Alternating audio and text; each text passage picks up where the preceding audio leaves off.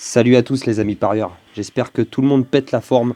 On se retrouve pour une vidéo d'analyse et de pronostic pour l'UFC ON ESPN numéro 54.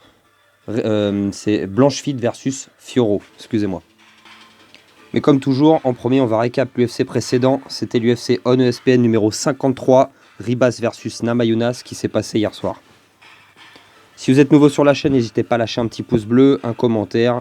N'hésitez pas à vous abonner les frérots. Vous pouvez retrouver sur les réseaux sociaux tous les tickets gagnants que je balance. Les liens ils sont dans la description de la chaîne. N'hésitez surtout pas à les regarder. Et juste aussi avant les amis, vous connaissez tous la plupart des grandes chaînes qui traitent de l'actualité du MMA. N'hésitez pas à vous abonner à cette petite chaîne que je vous présente là, MMA francophone. Sur cette chaîne-là, vous pouvez retrouver tous les face-à-face, les pesées, les conférences de presse d'avant-combat traduites en français. Il partage énormément de vidéos en rapport avec l'UFC également, qu'on ne peut pas retrouver sur les autres grandes chaînes. Donc n'hésitez surtout pas à lui donner de la force et à vous abonner à sa chaîne. Merci les frérots. Mais aussi, je peux vous conseiller également un site internet, mmaprono.com. Vous tapez ça sur Google, vous tombez directement sur le site. Si vous voulez voir d'autres visions, d'autres analyses et pronostics différentes, n'hésitez surtout pas à les regarder les frérots. Voilà, on enchaîne sur le récap donc de l'UFC ON ESPN numéro 53 et on retrouvait sur les prélims déjà quelques combats intéressants. Il y a le frère de Kamaru Usman, Mohamed Ousmane, qui a perdu par décision unanime face à Mike Parsin. On a André Lima qui a gagné par disqualification contre Igor Severino qui a été disqualifié après avoir mordu son adversaire et qui va être viré de l'UFC. Quant à Lima, il a reçu un bonus de 50 000 $ de Dana White directement pour avoir subi cette agression dentaire. On retrouvait sinon Cody Gobson qui a perdu par décision contre Miles Jones, Julian Rosa qui a battu également Ricardo Ramos et Trey Ogden qui a battu Kurt Holobog par décision également. Donc c'était une carte prélim assez sympathique en soi, même si on a déjà vu mieux. Hein. On retrouve ensuite 6 combats sur la carte principale. En premier, Fernando Padilla contre Luis Paruelo. Je vous avais conseillé de choisir Paruelo. Padilla m'avait un petit peu déçu sur son dernier combat avant ce UFC là. Il avait perdu par décision contre Kai Nelson. Et ça avait un peu joué sur mon choix. Je savais que c'était risqué de choisir Paruelo, mais c'était aussi pour sa cote qui était intéressante. Malheureusement, je me suis trompé. Il a été inexistant dans ce combat, que ce soit en striking. Il n'a pas su trouver sa distance contre Padilla. Et à un moment donné, il a essayé de se relever d'un takedown. Il s'est fait étrangler et il a dû abandonner au premier round. Malheureusement, première erreur. On enchaîne sur le deuxième combat. On retrouvait ensuite Billy Quarantillo contre Youssef Zalal. Je vous avais conseillé de choisir Quarantillo parce que c'était Zalal, j'avais du mal à y croire de son retour à l'UFC et pourtant il m'a fait mentir. Il a été assez impressionnant dans le combat. Il a été très sérieux. Au début, on va dire que le striking était un petit peu serré, mais il a commencé à trouver l'avantage à la fin du premier round. Et il a même réussi à attraper le dos et il a bien failli soumettre Billy Quarantillo avant la fin du premier round. Malgré qu'il a eu cette alerte, Quarantillo, deuxième round, il a refait la même chose et quand il a essayé de se relever, cette fois-ci, il s'est fait prendre le dos pour de bon et il s'est fait soumettre avant la fin du deuxième round. Donc Youssef Zalal a remporté ce combat par soumission. Deuxième prono, deuxième erreur malheureusement. Deuxième prono, donc ouais, deuxième erreur, ça avait vraiment pas bien commencé malheureusement. Alors après, autant le premier combat, c'était risqué, je le savais, j'ai pas été surpris non plus de la victoire de Padilla. Autant le deuxième, Quarantillo, je pensais qu'il serait capable de dominer Zalal sur les phases au moins de grappling et ça n'a pas été le cas. Donc j'ai été un peu surpris de sa défaite, mais bon, c'est comme ça. On enchaîne sur le troisième combat, on retrouve ensuite un combat dans la catégorie Bantamweight, Peyton Talbot face à Cameron Saaiman. Je vous avais conseillé de choisir l'américain Talbot. Et même si Talbot était favori, beaucoup voyaient le sud-africain l'emporter. Le jeune prodige Cameron Saaiman avait une seule défaite face à Rodriguez et beaucoup pensaient qu'il serait capable de remporter le combat face à Talbot et j'étais bien content de voir Talbot remporter cette victoire. Alors c'était un combat extrêmement intéressant, très divertissant, même si Saaiman il s'est fait un peu rouler dessus sur le premier et terminé rapidement au deuxième, c'était vraiment sûrement le combat le plus divertissant de cette carte. Donc on a renoué avec la victoire, on enchaîne sur le quatrième combat, on retrouve ensuite catégorie middleweight, Edmen Shahbazyan face à AJ Dobson. Je vous avais conseillé de choisir Shahbazyan, je le pensais plus complet que Dobson et je pensais qu'il pourrait faire la différence au sol et au final il a trouvé le KO. C'était au premier round, avant la fin du premier round, il a réussi à envoyer son adversaire au tapis et à le terminer en ground and pound. On se retrouve du coup à 2 sur 4. On avait réussi un peu à relever le niveau. On enchaîne ensuite sur le co-main event. On retrouvait Carl Williams face à Justin Tafa. Je vous avais conseillé de choisir l'américain Williams. Je pensais qu'il serait capable d'envoyer Tafa au sol avec ses puissants takedowns. Et c'est ce qui s'est passé sur la majorité du combat. J'avais vraiment peur du chaos de Tafa, de la puissance qu'il a dans les poings.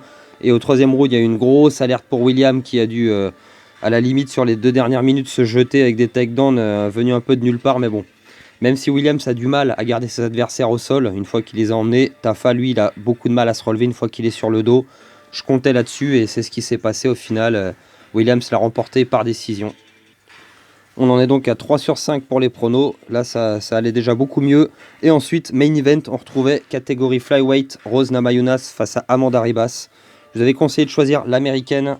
Je pensais qu'elle serait capable de contrôler la brésilienne, même sur les phases au sol ou en striking. Et elle a perdu le troisième round, mais sinon, pour moi, elle a remporté la plupart des rounds de ce combat, même si c'était pas le combat le plus divertissant. C'était pas non plus voilà, s'endormir devant. J'ai quand même apprécié le combat sur sa globalité, on va dire. On termine donc avec un résultat de 4 sur 6. Ça avait très mal commencé, ça s'est très bien terminé. Alors le combiné de 6 n'est pas passé, mais j'ai rentré un combiné de 4, un combiné de 3 et des beaux combinés de 2. J'ai partagé tout ça sur les réseaux. N'hésitez surtout pas à les regarder les frérots. Le résultat est pas mal et je vous ferai demain la vidéo du récap complète du mois de mars. On enchaîne sur l'analyse et pronostic de l'UFC On ESP numéro 54. C'est parti. On retrouve en main event l'américaine Erin Blanchfield face à la française Manon Fiorot. Et en co-main event, Vicente Luque face à Joachim Buckley. On a 6 combats sur la carte principale. On retrouve du coup en premier combat catégorie middleweight Chidi Njokuani face à Riz Maki. Alors Njokuani, il est américain, il a 35 ans, 22 victoires pour 10 défaites. Sur les 22 victoires, on a 14 KO, une seule soumission et 7 décisions. Sur ces 10 défaites, il a perdu 5 fois par KO, il s'est fait soumettre 3 fois et 2 fois par décision seulement. Sur ses 3 derniers combats, malheureusement, pour Chidi, c'est 3 défaites. Il s'est fait terminer dans son dernier combat en août 2023 par KO technique contre Michal Oleksiejczuk, très difficile à prononcer son nom. Avant ça, en mois de mars 2023, elle avait perdu par split decision, très compliqué contre Albert Duraev, où les phases de sol avaient été compliquées contre Duraev. Et troisième défaite, on remonte en arrière, septembre 2022, il avait perdu par KO technique contre le solide Robocop Grégory Rodriguez. C'était au deuxième round. Donc sa dernière défaite remonte au mois de mai 2022, il y a presque 2 ans, où il avait gagné par KO contre Todorovic. Avant ça, il avait également gagné par KO contre Marc-André Barrios, qui est très solide. Donc compliqué, j'espère pour lui un retour en grâce pour Chili, parce que depuis 2 ans, c'est difficile.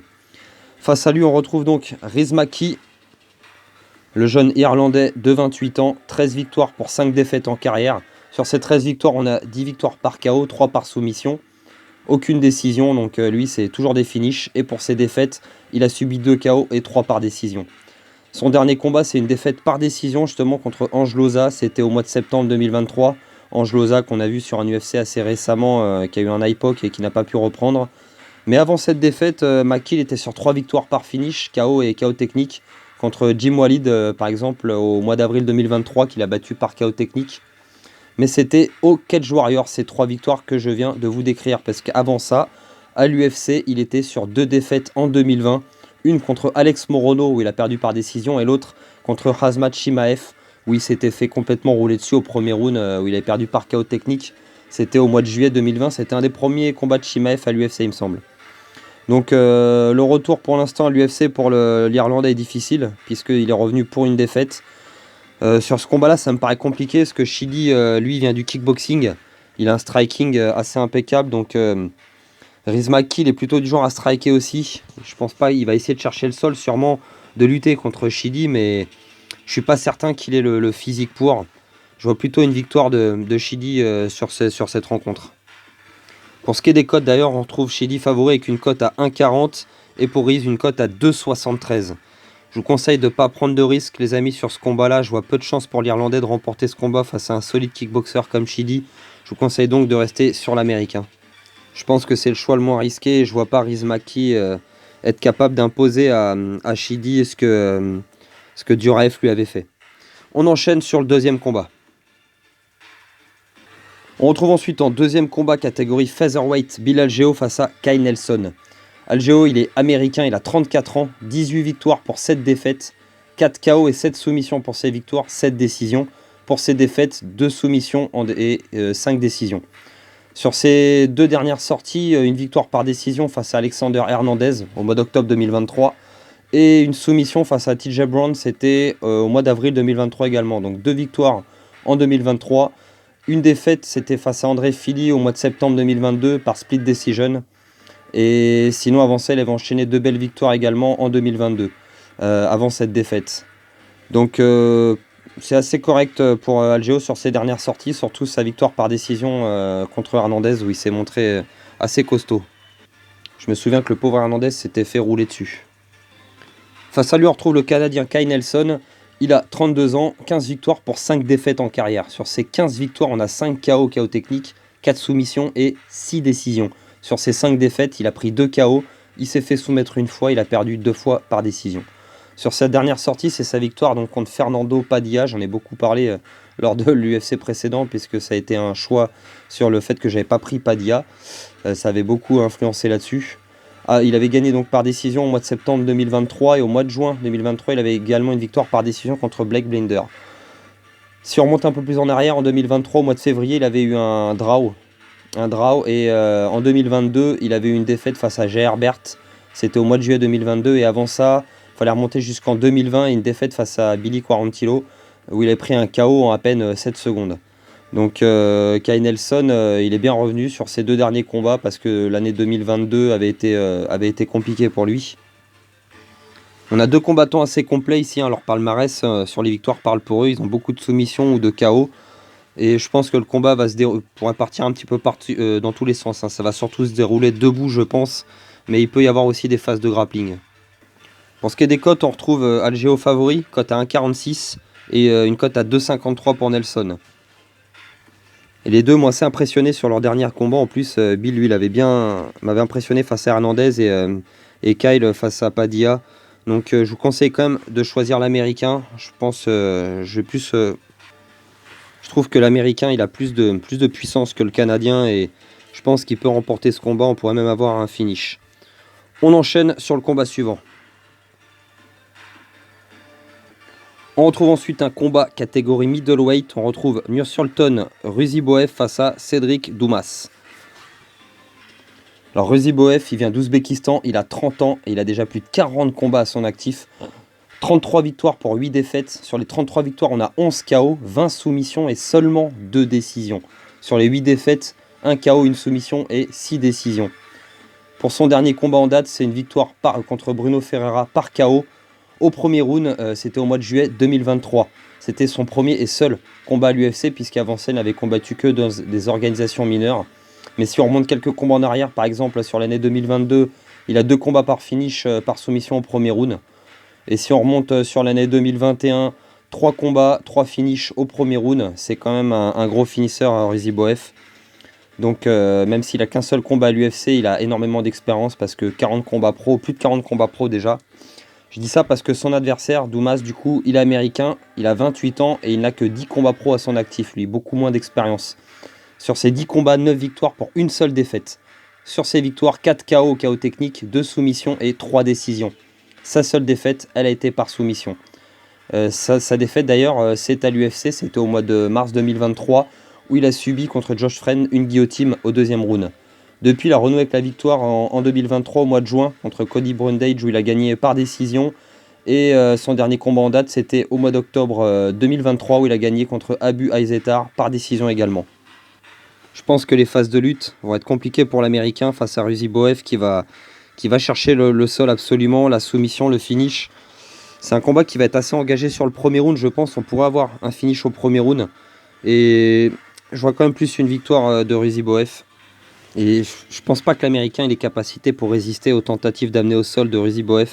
Je pense que la lutte va être compliquée pour Dumas et je vois plutôt une victoire de Ruziboev. Pour ce qui est des cotes, on le retrouve d'ailleurs favori avec une cote à 1,31 et une énorme cote pour l'Américain à 3,10. Je Je conseille donc de rester sur le favori, hein, les amis. Je pense que ça reste le choix le moins risqué. J'ai du mal, comme je le disais juste avant, à voir l'Américain échapper à la lutte pendant 3 rounds. Je pense qu'il va se retrouver sur le dos et je suis pas certain même qu'il réussisse à esquiver la soumission. On enchaîne sur le combat suivant. C'est parti. On retrouve un combat catégorie middleweight. On retrouve l'ancien champion Chris Weidman, américain. Déjà 39 ans pour l'ancien champion. 15 victoires pour 7 défaites. Les 15 victoires, on a 6 KO, 4 soumissions et 5 décisions. Et ses défaites, 6 défaites par KO, KO technique et une seule par décision. Sur ses 2 dernières sorties d'ailleurs, son dernier combat, c'est une défaite par décision au mois d'août 2023 contre Brad Tavares. Ça avait été son retour après son terrible accident qu'il avait subi contre Uriah Hall au mois d'avril 2021 où il s'était cassé la jambe. Et ça avait été compliqué contre Brad Tavares, malheureusement très compliqué. Tavares lui avait allumé la jambe, il avait été sans pitié et Chris Weidman, il avait vraiment pas vu le jour dans ce combat. Donc avant cette défaite contre Tavares, donc ce fameux accident remonte au mois d'avril 2021. Donc ça fait déjà 3 ans en arrière pour cette grosse blessure qu'a subi Chris Weidman. Avant ça, si on remonte sa dernière victoire, c'était au mois d'août 2020, hein, ça fait presque 4 ans.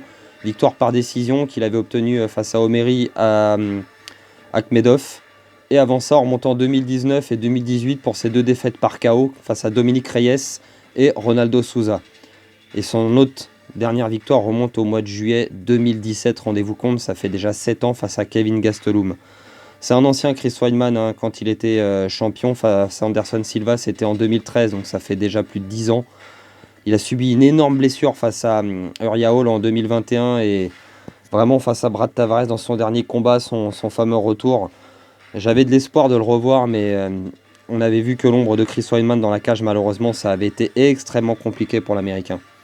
Face à lui, en plus, le Brésilien Bruno Silva, qui a 34 ans, 23 victoires pour 10 défaites. Sur ces 23 victoires, on a 20 KO et seulement 3 décisions. Sur ces 10 défaites, 7 soumissions et 2 décisions. Sur ces 2 derniers combats, une défaite par décision, donc au mois d'octobre 2023, il a perdu face à Sharabudin Magomedov par décision donc. Et avant ça, on remonte au mois de juin 2023, une défaite contre Brandon Allen où il s'est fait soumettre au premier round. Donc 2 défaites sur l'année 2023, pardon, également une victoire en début d'année 2023 au mois d'avril, j'avais pas fait attention, c'était contre Brad Tavares, le même qui a battu Chris Weidman lors de son dernier combat.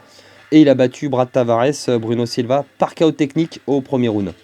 Avant ça, en 2022, il avait eu une sale année. Il avait perdu par soumission contre Gérald Merchert et par décision unanime contre Alex Pereira. Donc vous voyez, il a quand même affronté du très très lourd Bruno Silva, que ce soit Brandon Allen ou Gérald Merchert au sol, c'est très compliqué. Face à Alex Pereira, ça avait été compliqué en striking. Donc sur ses 5 derniers combats, il a peut-être 4 défaites Bruno Silva, mais voilà, il a affronté vraiment du très très lourd. Et si on remonte en 2021, il avait enchaîné 3 belles victoires, les 3 par finish, KO et KO technique, dont une par KO technique au premier round contre Jordan White, c'était au mois de décembre 2021. Il reste très dangereux Bruno Silva, et je pense que ça va être encore trop compliqué pour Chris Weidman. J'ai vraiment du mal à croire à un retour possible pour l'ancien champion à 39 ans après la gravité de la blessure qu'il a subie. J'y crois vraiment pas. Pour ce qui est des cotes, on retrouve extrêmement favori, normal, hein, Bruno Silva, une cote à 1,31 et une énorme cote à 3,10 pour Chris Weidman. Les chances de Weidman de remporter ce combat, ce serait éventuellement de réussir à emmener Silva au sol et de placer une soumission éclair surprise en choquant le monde, mais j'ai vraiment du mal à y croire. On voit Anderson Silva, le nombre de défaites qu'il a enchaîné après son énorme blessure. Je pense que Chris Weidman, ça va être un peu la même chose. Je le vois pas revenir. Il y a un manque de rythme qui va être forcément beaucoup trop important pour le peu de combats qu'il a fait sur ces dernières années. Bruno Silva, lui, à l'inverse, il sait ce qu'il va faire et il va striker. Et je suis vraiment pas certain que Weidman même réussisse à aller jusqu'au bout de ce combat. Il pourra même prendre un KO. Non, vraiment, je vois aucune chance pour Weidman de remporter ce combat. Je pense que c'est beaucoup trop risqué d'aller tenter Weidman. Et quand on voit la difficulté de revenir d'une telle blessure pour Anderson Silva et peut-être même Chris Weidman pour l'instant, on imagine que pour Conor McGregor, sur son prochain combat, ça risque d'être compliqué. Surtout que McGregor, il est loin d'avoir une vie saine, il enchaîne alcool, tout ça, les soirées. Ça va être compliqué le retour dans la cage face à Michael Chandler. Enfin bref, on enchaîne sur le combat suivant. On retrouve ensuite catégorie welterweight en co-main event, Vicente Luque face à Joaquim Buckley. Vicente Luque, américain, Il a 32 ans, 22 victoires pour 9 défaites. Sur ces 22 victoires, 11 KO, KO technique, 8 soumissions et seulement 3 décisions. Sur ces défaites, 1 par KO, 2 par soumission et 6 par décision. Donc c'est un finisseur, un Vicente Luque, beaucoup de finish. Par contre, très dur à finir. Seulement 3, il s'est fait finir seulement 3 fois sur ses 9 défaites. Sur son dernier combat, c'est sa victoire par décision au mois d'août 2023 contre Rafael Dos Anjos. Et avant ça, il était sur 2 défaites face à Geoff Neal au mois d'août 2022, où il avait pris un KO, et face à Belal Muhammad au mois d'avril 2022, où il avait perdu par décision unanime. Avant ça, en remontant en 2021, il avait enchaîné de belles victoires contre Michael Chelsa par soumission, et Tyron Woodley, qu'il avait soumis également au premier round les deux. Donc solide, très solide Vicente Luque, un palmarès sur ses derniers combats, il a vraiment affronté le top de la catégorie. Face à lui, l'américain Joaquin Buckley, un peu plus jeune, il a 29 ans, 17 victoires pour 6 défaites en carrière.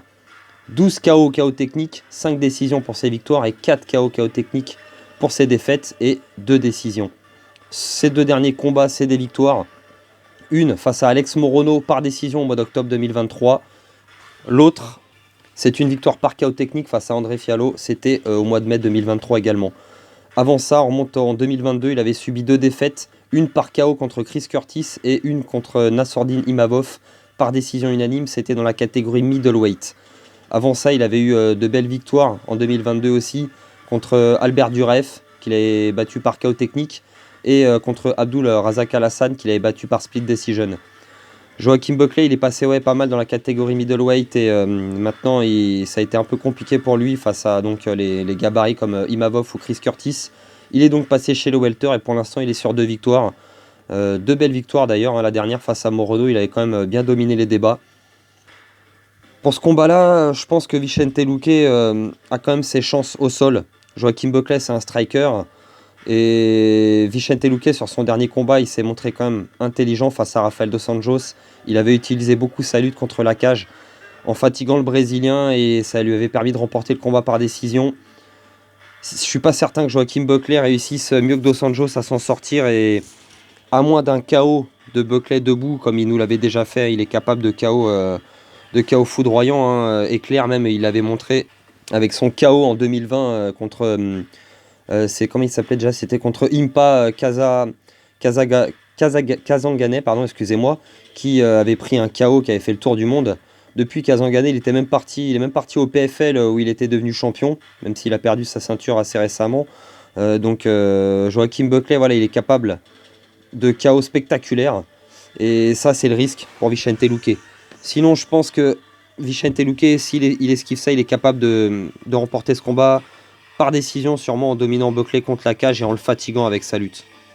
Pour ce qui est des cotes, on retrouve Luque favori avec une cote à 1,64 et une cote à 2,15 pour Buckley. C'est quand même un combat assez serré, hein. Même les cotes, vous voyez, sont quand même assez rapprochées. Et, on n'est pas à l'abri quand même d'un finish de Buckley. Vicente Luque, même s'il n'a pris dans sa carrière qu'un seul KO, c'était quand même contre le solide Neal et le puissant Geoff Neal. Buckley, il pourrait quand même lui placer le KO, c'est possible, mais il aime bien striker aussi, Luque. C'est pour ça qu'il ne faudrait pas qu'il fasse l'erreur de trop striker, je pense, avec Buckley. Il avait fait contre Stephen Thompson en 2019 et il avait perdu le combat par décision.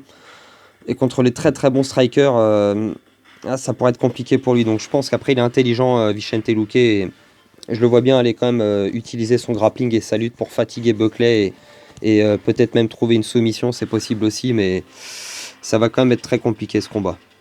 Même si ça va être très serré, que ça peut partir d'un côté comme de l'autre, je vous conseille quand même de choisir Vicente Luque. Ça me paraît quand même être le choix le moins risqué. On enchaîne sur le dernier combat et main event, c'est parti. Et on retrouve du coup combat catégorie flyweight, l'américaine Erin Blanchfield face à la française Manon Fiorot. L'américaine, elle a 24 ans, 13 combats, 12 victoires et une seule défaite. 2 KO et KO techniques, 4 soumissions et 6 décisions pour ses victoires et sa seule défaite, elle a été par décision. Sa seule défaite d'ailleurs, faut remonter en 2019 et c'était à l'Invicta, ce n'était pas à l'UFC. Depuis, elle a intégré l'UFC en 2021 et elle a enchaîné les victoires par décision et par soumission, comme en 2022 où elle a soumis Molly McCann et Jessica Andrade en 2023. Et sa dernière victoire en date, c'est au mois d'août 2023 face à Taila Santos. L'américaine est vraiment dangereuse au sol, elle a de très bonnes soumissions. Ça va quand même être compliqué, je pense, sur les phases de grappling. Face à elle, donc la française, Manon Fiorot, 34 ans, elle a 12 combats, 11 victoires pour une seule défaite, 6 KO techniques sur ces 11 victoires, 5 décisions, et sa seule défaite a été par décision. Sa seule défaite, ça a été son premier combat, faut remonter au mois de juin 2018 où elle avait perdu par split decision au Cage Warrior. Depuis, elle a intégré l'UFC, c'était en 2021, excusez-moi, et elle a enchaîné les victoires par KO technique en 2021. Ensuite, elle a eu aussi une victoire par décision contre Maria Bueno Silva en fin d'année 2021. Elle a enchaîné en 2022 deux autres victoires par décision, une contre Jennifer Maia et contre Kathleen Serminara, et ensuite son dernier combat en date, sa victoire contre l'ancienne championne Rose Namajunas, ancienne championne strawweight, qu'elle a battue à l'UFC Paris au mois de septembre 2023. On a deux jeunes combattantes avec un palmarès encore assez jeune, même si elles ont beaucoup de victoires, elles n'ont aucune défaite à l'UFC, elles sont toutes les deux en confiance. Je pense que le striking va être à l'avantage de Manon, elle l'a montré même face à Rose Namajunas qu'elle est capable de contrôler le centre de l'octogone et d'imposer son style et son rythme. Erin Blanchfield, je pense qu'elle va être en confiance aussi, elle n'aura pas peur de Manon. Elle est capable, Erin Blanchfield aussi, de striker, mais je suis pas fan de son striking. Je trouve qu'elle est pas encore, voilà, elle est beaucoup plus forte au sol, beaucoup plus dangereuse sur les phases de grappling et de jiu-jitsu. Si ça part au sol et que Manon Fiorot se retrouve sur le dos, ça risque d'être compliqué pour la française. J'ai peur que de ce genre de scénario. Mais si le combat reste debout, les phases de striking seront forcément, je pense, à l'avantage de Manon. Et je pense qu'elle pourrait même faire très mal à l'américaine. C'est un combat qui va déterminer la future challengeuse à la ceinture. Donc c'est limite une marche plus élevée pour la française que son dernier combat contre Rose Namajunas. Erin Blanchfield, elle est plus jeune, elle est invaincue à l'UFC. Elle est en confiance et elle a de très bons skills au sol. Elle a vraiment des compétences incroyables en jiu-jitsu et en grappling. Donc la française, Manon Fiorot, elle a montré une excellente défense. Son striking, je pense qu'il sera donc à l'avantage et ça va être en synchrone. Il va falloir que Manon elle soit vraiment très concentrée, qu'elle évite vraiment, voilà, de partir avec des bras arrière, de rentrer n'importe comment, je veux dire, et de se faire attraper bêtement. Je pense que si elle suit son game plan, normalement on devrait se diriger vers une victoire de la française, mais ça va être un combat très compliqué et je vous conseille, voilà, de rester très prudent sur ce combat-là, les amis, parce que je suis vraiment très partagé sur le résultat. Pour ce qui est des cotes, on retrouve même l'américaine favori avec une cote à 1,72 et Manon Fiorot une cote à 2 tout rond.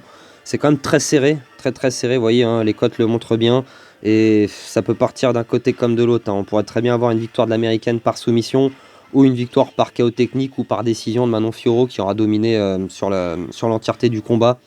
Je vous conseille de ne pas prendre des risques avec ce combat-là, les amis. Vraiment, à la limite, ça pourrait même vous pourrir le combiné, donc le combiné des 6 combats. Donc c'est quand même assez risqué, mais moi j'ai envie de partir quand même sur la française Manon Fiorot. Elle a plus d'expérience que l'américaine de par son âge. L'américaine est encore jeune, elle a que 24 ans, et même si c'est une jeune prodige, je pense que l'expérience de Manon pourrait faire la différence. C'est un combat en synchrone, donc voilà, il va y avoir des rounds de championnat qui vont être très compliqués à disputer. Et je pense que le striking donc, sera donc à l'avantage de Manon, comme je l'ai précisé avant, et je pense qu'elle est capable de résister au sol d'Erin Blanchfield. Si elle est capable de résister au sol et au grappling d'Erin Blanchfield, elle pourrait lui faire mal. Donc, enfin bref, je me répète. Je vous conseille quand même de choisir Manon Fiorot, la française. Je pense qu'elle est capable de passer cette dernière marche pour aller chercher la ceinture. Faut pas mettre la charrue avant les bœufs non plus, parce qu'on parle de ceinture. Il faut déjà passer Erin Blanchfield, ce qui va être vraiment très difficile.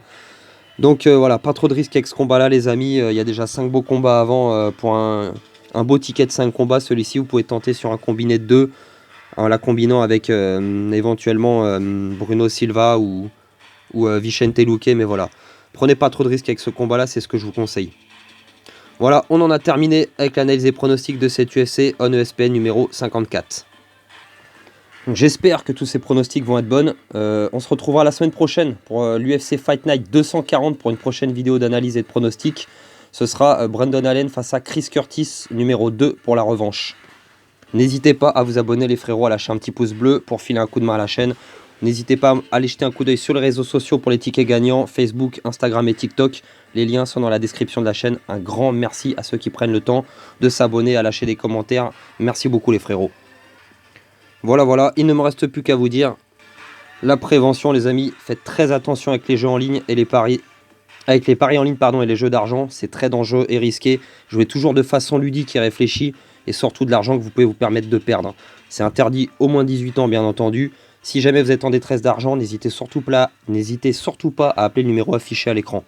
Sur ce, je vous souhaite une très bonne soirée, je vous dis à la semaine prochaine. Ciao à tous!